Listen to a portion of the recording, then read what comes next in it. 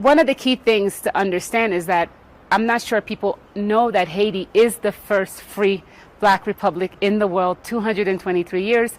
And because of that history, because of defeating Napoleon and defeating the West, it's been paying for that.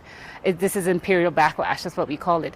And so the past 20 years after the deposing of our president, the U.S. has complete control through the UN apparatus and its other minions, France and Canada, over Haitian politics.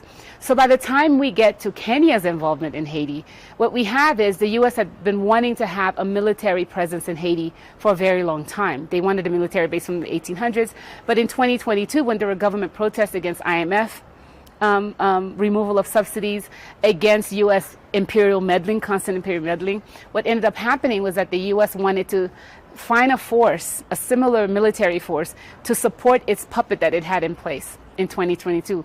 When the puppet, when the Security Council, when China and Russia refused sending a military force, saying this is, this is not a civil war, there's no civil war going on in Haiti, the U.S. then settled for this multinational mission, which I have to remind people is not a UN mission. It's sanctioned by the UN, but it's a U.S. paid mission, which effectively means that the U.S. is paying mercenaries to go to Haiti to establish its military base. And so, in fact, the Kenyans are warm bodies for U.S. imperialism, warm bodies as the U.S. expand its physical presence in Haiti and establish a base as it prepares to go to war with China. And what people don't understand is that Haiti is in the trade winds area, geographically located there. The U.S. wants to use that presence there not only to go against the leftist governments in Latin America, Venezuela, Nicaragua, and Cuba, but to also establish a place where its boats can go through Haiti, if it has a military presence there, go through the Panama Canal, and go hit China when the time comes. So Kenya comes into this place in the middle of U.S. imperial machinations in the region, and they're being used as a proxy service for U.S. imperial role in the area. And if that itself is a problem, because Haiti is not at a civil war, but because the West controls the media apparatus, as you know, most of the world gets their news from Reuters, Voice of America, CNN, and BBC, right? And so when you read that, you think the worst place in the world right now is in Haiti. You think that this country is burning up in flames because they manufacture consent. When the reality is, like, these armed groups, there are more gangs in Chicago in the U.S. than there are in Haiti. The violence that you see that the media props up happens only in the capital city of a country that's 12 million people. The capital city has about 2 million people.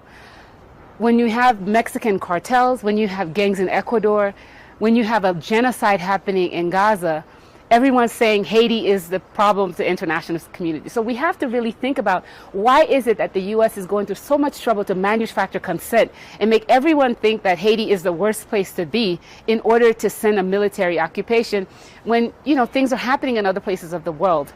And so they're not doing that, right? Yeah. And so what I want Kenyans to see is really question this idea that Haiti, for example, needs military occupation. Haitians are completely against foreign military intervention because we have a long history of intervention. And so Haitians are completely against U.S. imperialism, them being used as fodder. And so Kenya comes in, and I want people to know, like, why is it that Kenya, for example, did not have bilateral relations with Haiti until last year? If Ruto is really serious about saying, well, we're helping our brothers and sisters, why is it's after the U.S. asked them to, that he decided to have bilateral relations in Haiti? Why is it that he doesn't think, well, maybe the region, there are other people in the region that can come help Haiti? Why is it that it's the U.S. military that takes around the soldiers? Why is it that's the U.S. paying Kenyans $600 million? This is mercenary. This is not Pan-Africanism. This is not bilateral relations. There's no legitimate government to actually even ask Kenya to bring in its force to Haiti. And we need to know, what does this mean in this age of increasing multipolarity? Why allow yourself to be used as a proxy for U.S.